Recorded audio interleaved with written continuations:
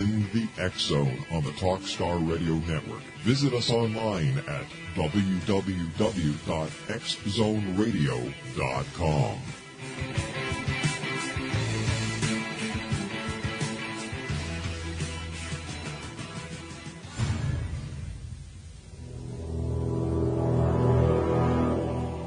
The X Zone radio and TV show is largely an opinion talk show. All opinions, comments, or statements of fact expressed by Rob McConnell's guests are strictly their own and are not to be construed as those of the X Zone radio and TV show or in any manner endorsed by Rob McConnell, Ram Media Company, their advertisers, Talkstar Radio Network, its affiliated stations, or their employees.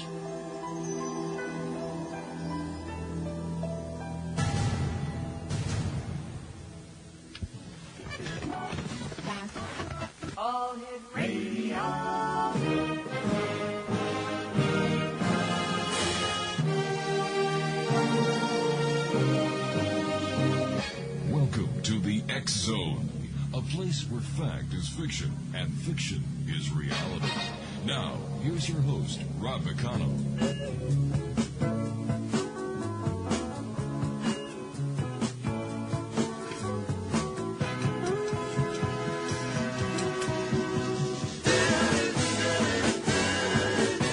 There's a port on a western bay, and it serves 100 ships a day.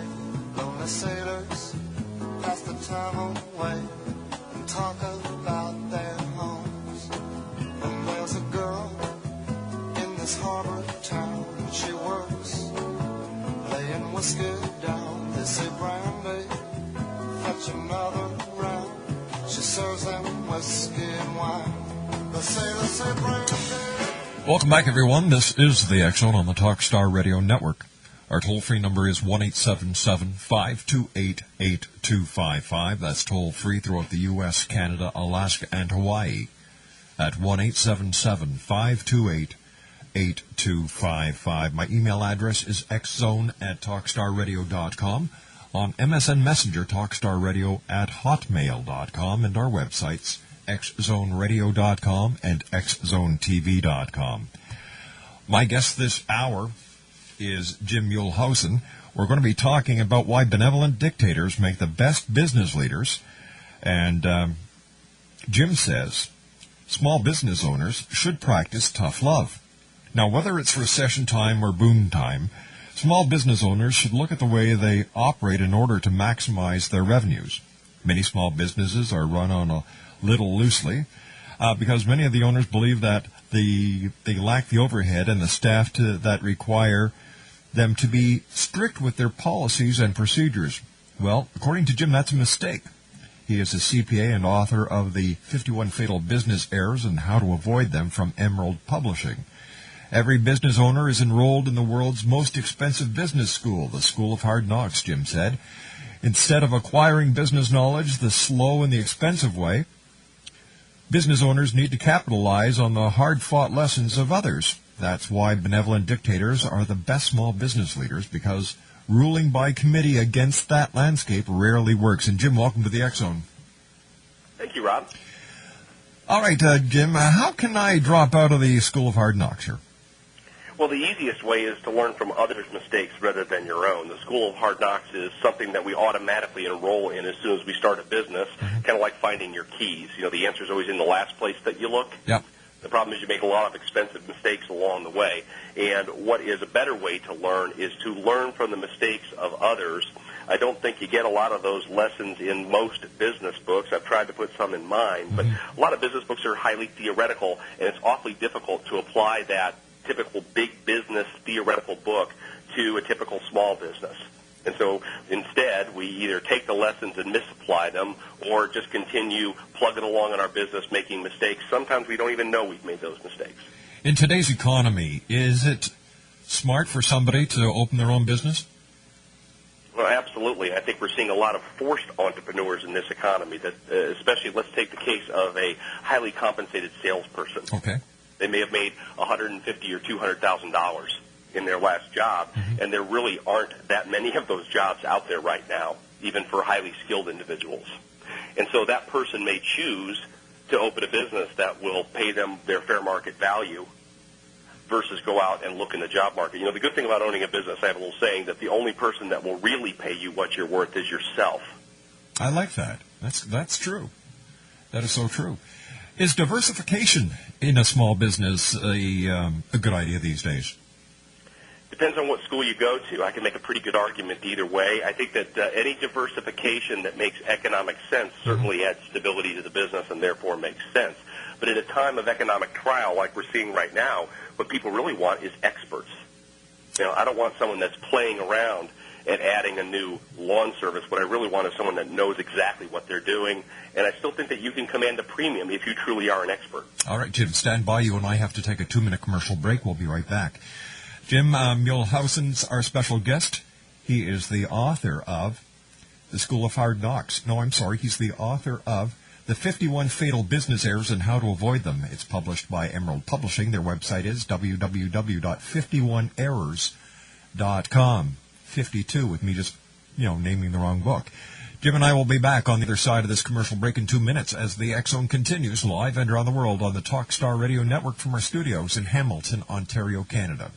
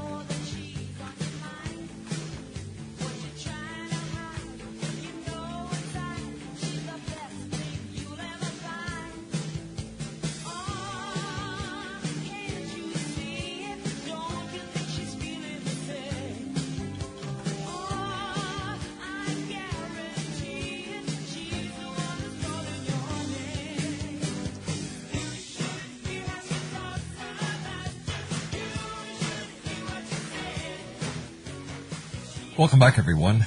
Jim Muehlhausen is our special guest. We're talking about his book, The 51 Fatal Business Errors and How to Avoid Them. And his website is www.51errors.com.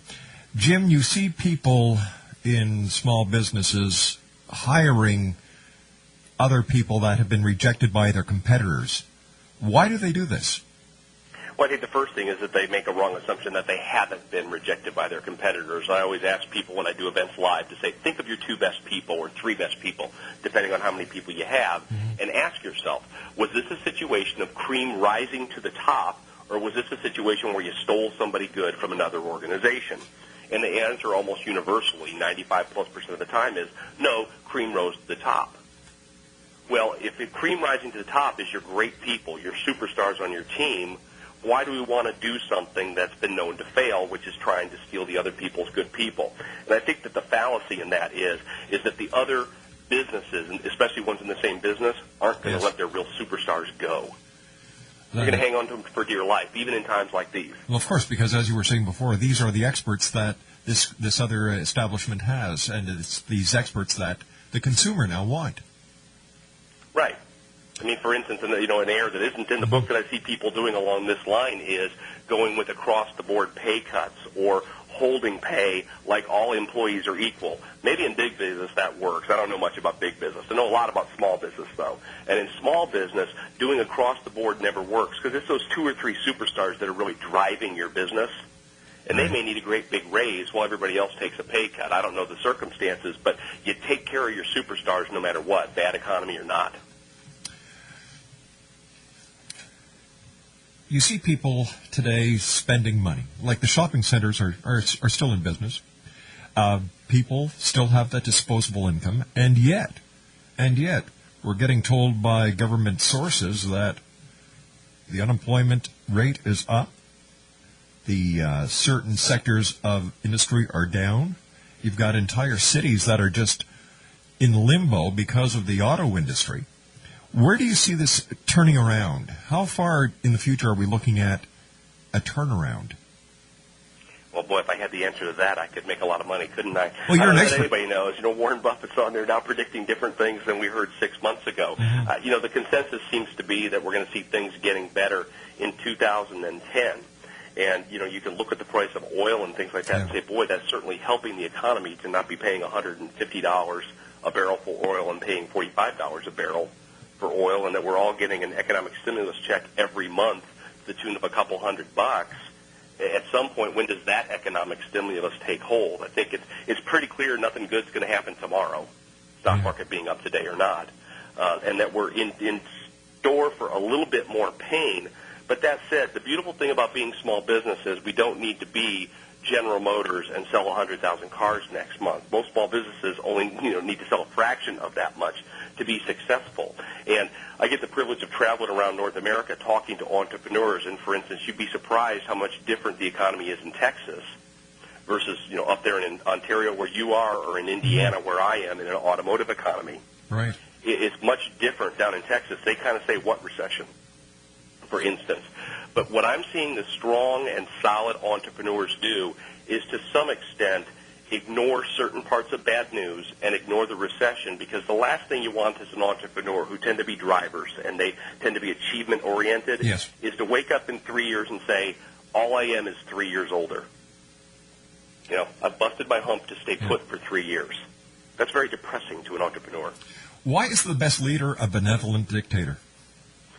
Well, because there's really no wisdom in a democracy. A democracy really doesn't have much place in a business. And I don't mean that your employees don't get input, and I certainly don't mean to say that a dictator is a tyrant.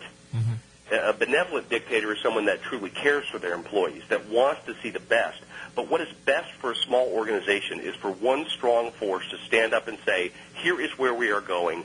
I know exactly where that is, and all that believe the same thing, stand behind me, and we're going to go there together, and we're going to climb this mountain. They don't want a committee to climb the mountain or lead the way up the mountain or lead the charge. Think like a general in the Army, but a benevolent one. Employees want to work for a solid company. Solid company comes from vision and strategy set by the leader, not from some committee.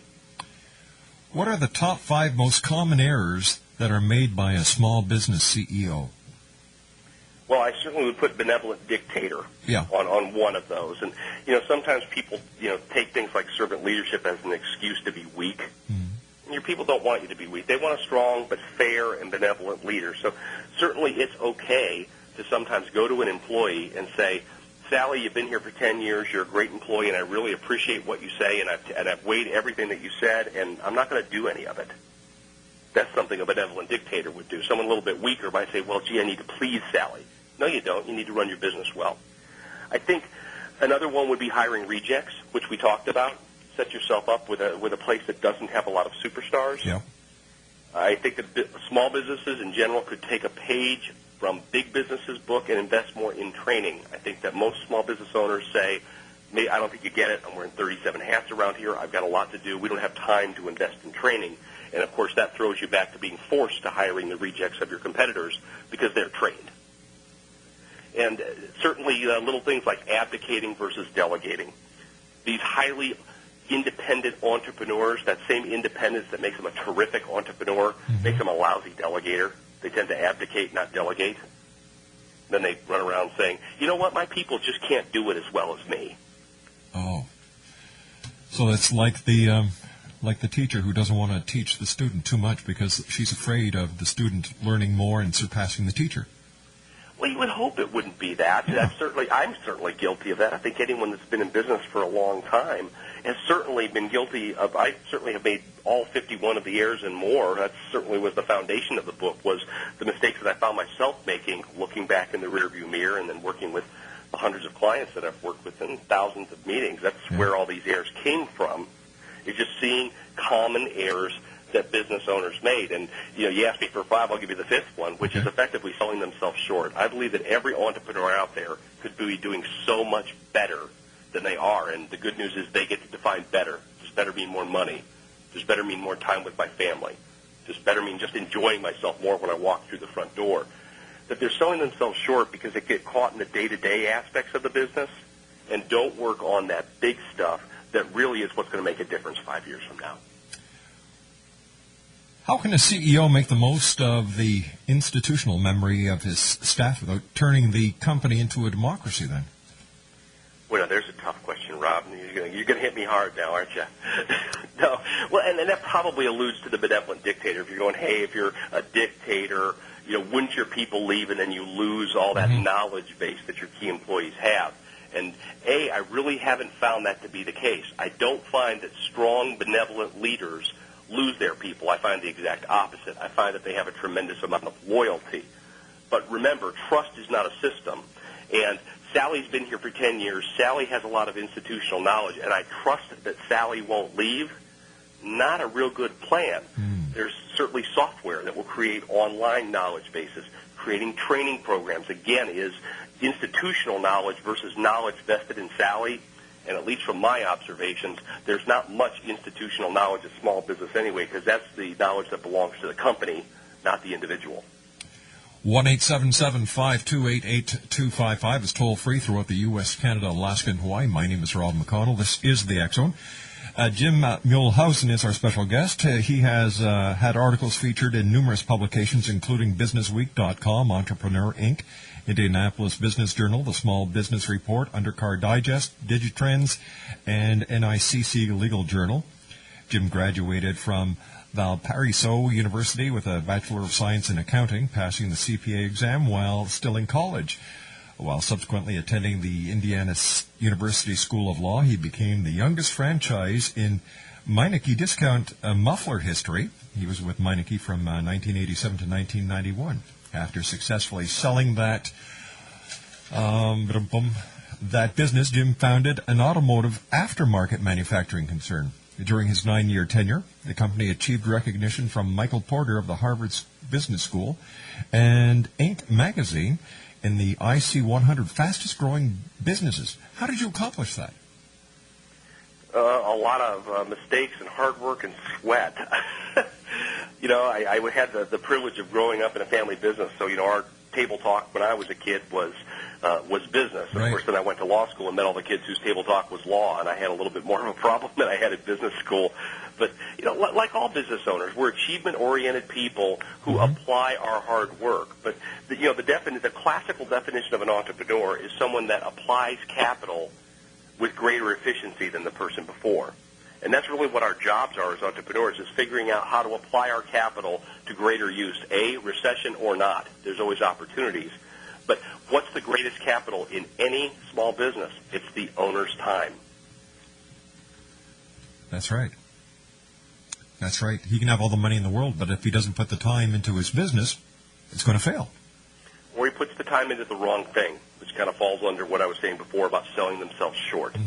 That the way that they sell themselves short is I come in today and I play bookkeeper all day, a $20 an hour job, when maybe I could be out calling on my best customer or getting my new best customer that might be $1,000 an hour work. What do you think is the number one business for anyone who's listening tonight around the world to get into as a small business, as an entrepreneur? That is a really good question. I have not been asked. I've done a lot of radio interviews lately, Rob, and I haven't been asked that question. That's a terrific one. I subscribe to the school that you should love what you do. Right. There's a great book written many years ago, Do What You Love and the Money Will Follow. I really do believe that, and it's really sad. I've worked with so many business owners, you see everything. When you see someone that can't stand getting up in the morning, and you wonder why they don't just sell the business or stop doing it or something, because if they're not enjoying themselves, what's the point? Exactly. The greatest thing about small business is you get to make great money and enjoy yourself. Jim, stand by. You and I have to take a commercial break, or else I won't be making any of this great money that we're talking about. Hey, am I supposed to be making great money? I'll have to think about this when during the commercial break. Jim Muehlhausen is our special guest, www.51errors.com, and that's the number 51errors.com. We'll be back on the other side of this commercial break with the news as the X Zone continues. Where? Right here, live and around the world on the Talkstar Radio Network. You're listening to Rob McConnell in the X Zone on the Talkstar Radio Network. Visit us online at www.xzoneradio.com.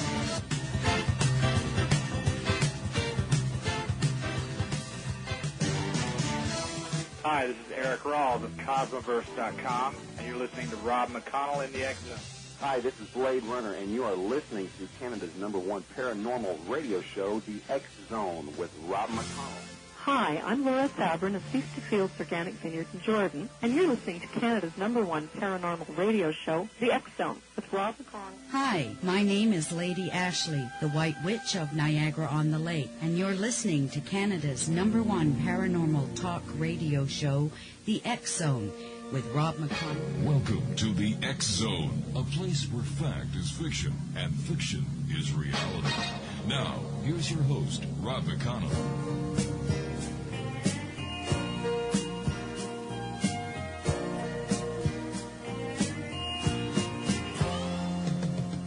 Sun goes down on a silky day, court and moon walking through the Milky Way. Oh, you and me, baby, we could think of something to do. It's the right time of the night. The skies are waking up. It's the right time of the night, making love. Welcome back, everyone. My name is Rob McConnell, and this is the X Zone on the Talkstar Radio Network. Our toll-free number is 1-877-528-8255. That's toll-free throughout the U.S., Canada, Alaska, and Hawaii. Email xzone@talkstarradio.com. On MSN Messenger, talkstarradio@hotmail.com. And our websites, www.xzoneradio.com and www.xzonetv.com. Jim Muehlhausen is our special guest, and his website is www.51errors.com. That's the number 51errors.com. He is the author of the 51 Fatal Business Errors and How to Avoid Them. And, Jim, I'm going to give you a hypothetical situation here. You have just been told by President Obama to revamp General Motors. How would you handle that task? Wow. You're going straight for the home run question. That's a really tough question, because part of me wants to say figure out how to handle the labor situation, right. But it's more complicated than that. It's not just that they've got serious pension issues and long-term health care issues that make Medicare and Medicaid look like easy problems to solve. I mean, they're going to have to do something that is not fun, which is effectively take benefits that were promised to people from previous deals and effectively welch on those deals. That they're going to have to break their promise because there's not going to be any money. General Motors, in my opinion, and it's one opinion, take it as such, is effectively a bankrupt company right now. The stock has no value. There's nothing there. It probably has a negative value. It's being propped up by the government. So how do you fix it? They're really not building bad cars. I think the cars are fine. They're getting a lot of grief for building the wrong cars. But when you have all these pension obligations and you can make a lot of money making an SUV, you make an SUV. I think that they're actually getting spanked a lot for all the SUV making in the early 2000s. And if you look at it from a business person, it was genius, not stupidity. They just got burned when gasoline got real high. Those were the only cars that they could make profitably and meet all of their obligations. So they did that. Then all of a sudden they got burned. But what would I do with General Motors? I think that to some extent they've got to start over. They're shedding these divisions. They clearly need to probably get rid of Pontiac or fold Pontiac into something. But when you had a 60% market share many years ago and now you're down to half of that, you've got a lot of infrastructure. Their factories are old, and you really can't just nuke everything and start over. So I guess that what I would do is start being more like a Japanese company that's more efficient. The Japanese seem to find a way to work with the same workers that work at General Motors and Ford. They're going to have to find a way to get better relationship with workers. The workers are going to need to understand that they're part of the solution, and they can't just stand there every Friday with their hand out and say, I'm here to collect my paycheck for making a car. No, they've got to make a car that people want to buy. And I think that in the Midwest, in the center part of the country where automotive is so important, we tend to buy American because we want to buy American. But all you got to do is take a trip out to California, and it's really hard to find an American-made car out there, and they really don't share that same philosophy on the West Coast. They buy what they want, and they don't want American cars. If you have You got to fix that somehow. If you've got a small entrepreneur who is just going into business and he sees the mega companies like GM falling, what message does this give to him? It means that if you don't pay attention to the market like General Motors didn't pay attention to the market, you're in trouble. Let's make it even scarier. My next book will be on business models, because I think that I always say there's no secret weapon or magic wand in business, but if there's a closest thing to a secret weapon, it's your business model. Let's pick on Blockbuster. Here was a company that had an 80% market share, that was an 800-pound gorilla and owned that market, and now they're on the verge of going bankrupt and probably will. Yeah.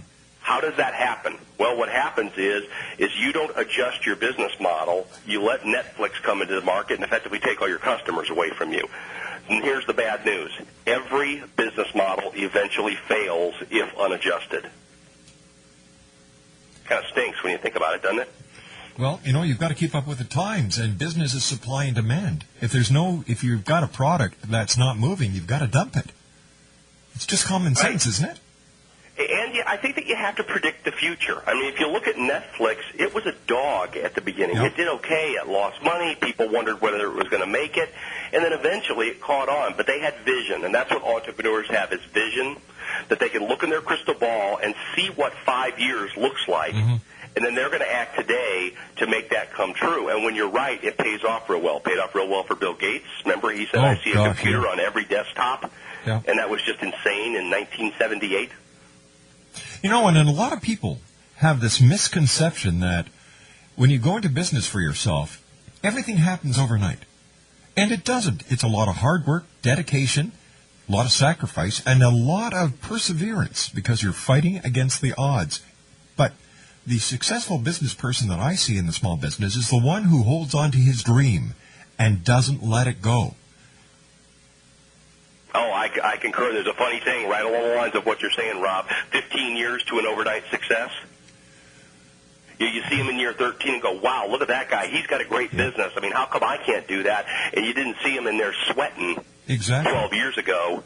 Exactly. Working 7 days a week. I have a client that has a great picture of himself. A very large engineering company, makes 7 figures a year, has a very nice life right now, and he's over that 15-year mark, and he has a picture of him starting his business with a desk in his kitchen.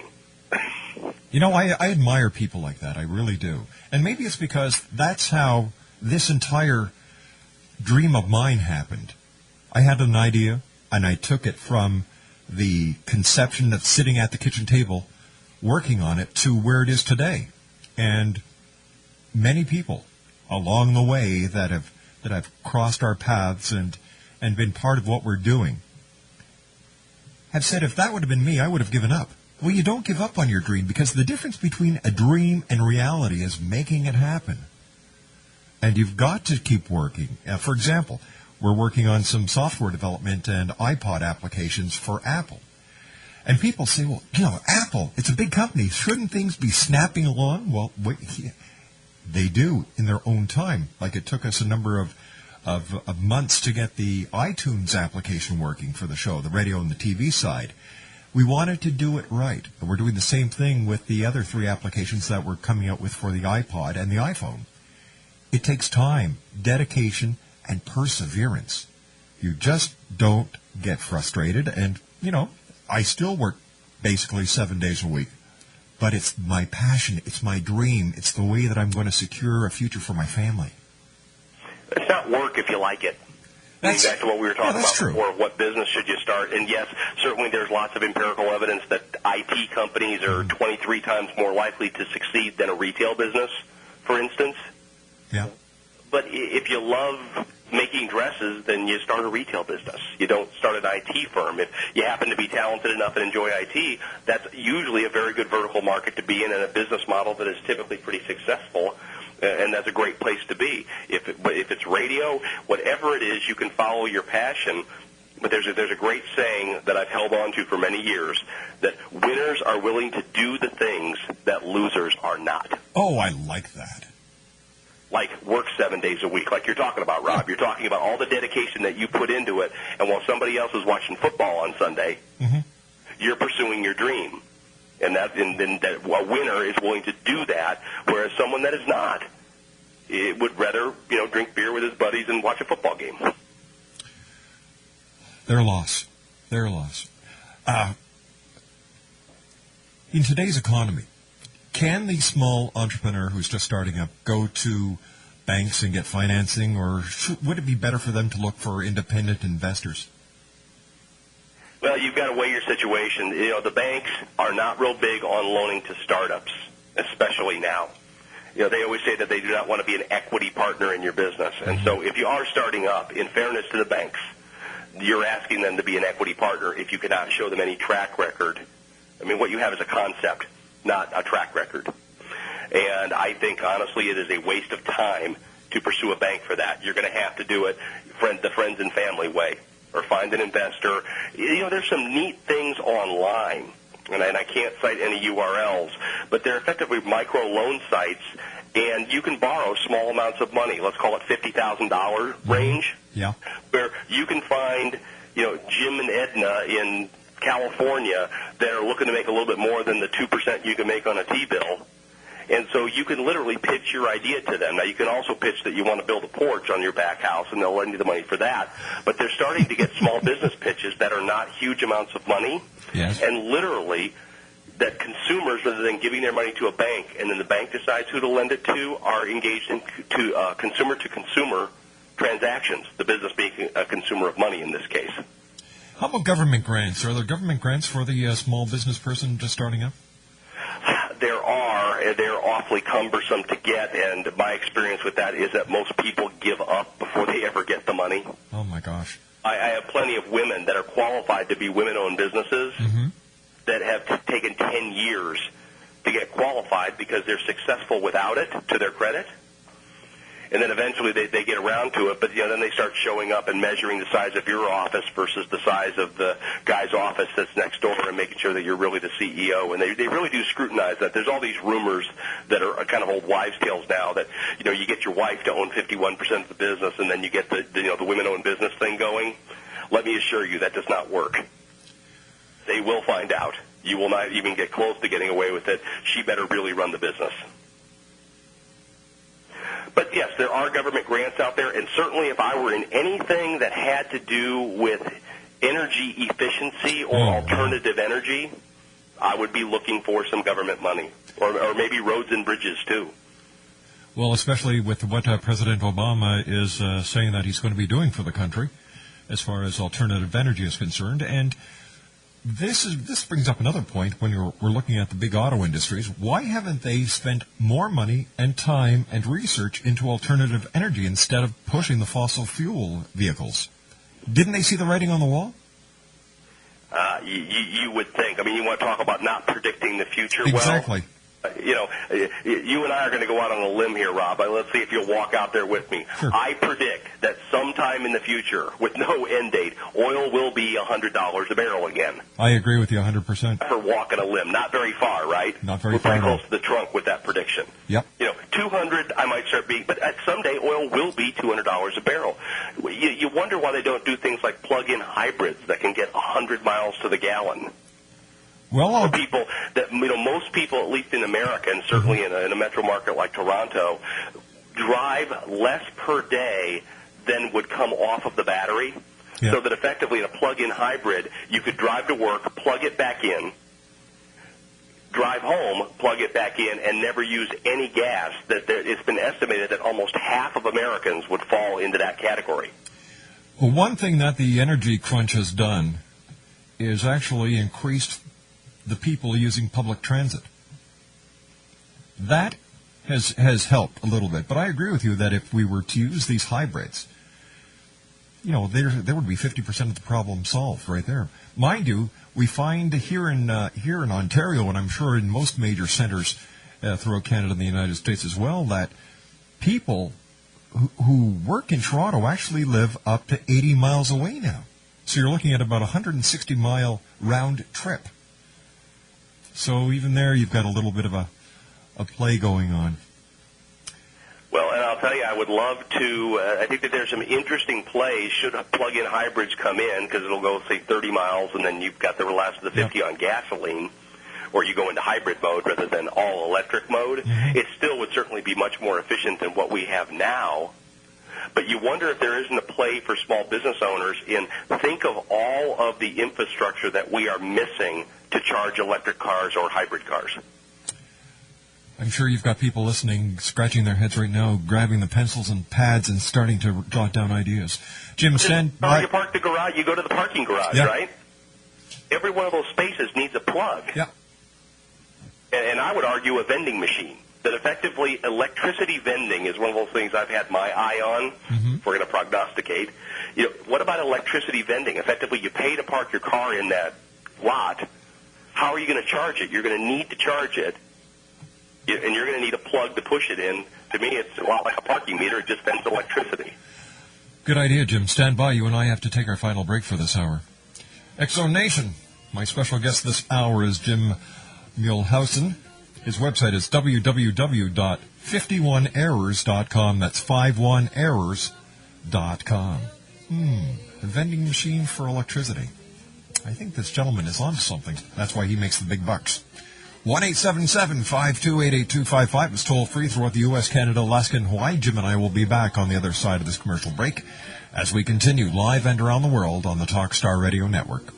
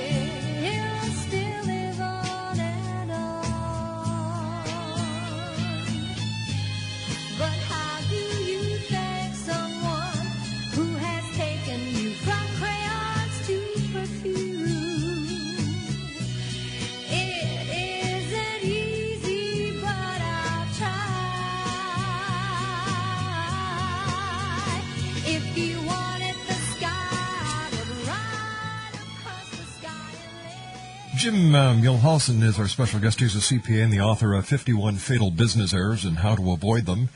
His book is published by Emerald Publishing, and his website is www.51errors.com. That's 51errors.com. First of all, Jim, thanks very much for joining us tonight. It's been a great pleasure talking to you. And you're saying in your experience that the 15-year mark is when entrepreneurs make it.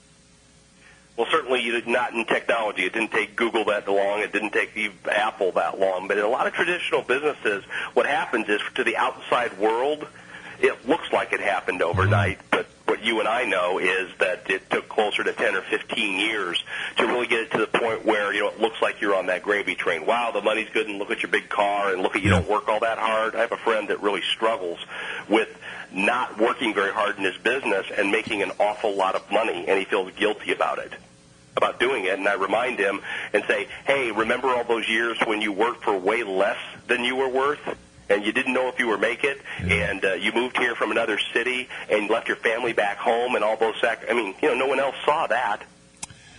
That's right. They don't see the sweat equity that goes into the project. All they see is the glitz and glamour after it's been a success. Yeah, and maybe that becomes fatal error number 53. We already said number 52. But expecting your employees to appreciate all that hard work you did before they knew you, exactly. Never going to happen. Jim, I want to thank you once again for joining us tonight. Continued success, and I'd love to have you back on in the future when we can talk more about how we can help people that who are thinking about starting up a business, and maybe we can give them some hints on a step-by-step basis. Well, that'd be great. I appreciate your time tonight, Rob, and it was a joy to talk to you. Nice talking to you, sir. Take care of yourself. Jim Muehlhausen is our special guest. I probably slaughtered the poor guy's name.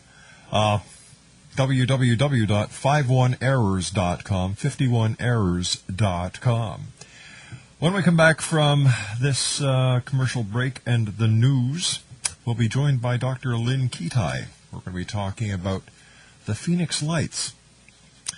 Coming up to I believe it's the 10th anniversary of the Phoenix Lights very shortly. And Dr. Lynn Ketai is one of the, if not the leading researcher and speaker on the Phoenix Lights. Got to be honest with you, I used to think that they were a bunch of bunk. However, with what happened in Stevensville, Texas, and the similarities, I can't just dismiss it anymore. You've got to take a look at the big picture. Mind you still have the National Guard saying that they jettison flares. Do I see a resemblance in the two patterns here? Dr. Ketai is up with me next. We're going to be talking about the Phoenix Lights. Once again, if you'd like to find out more about Jim Muehlhausen and his books, www.51errors.com, www.51errors.com. I'll be back on the other side of the news at 6.5 minutes past as the X-Zone continues live and around the world right here on the Talkstar Radio Network from our studios in Hamilton, Ontario, Canada.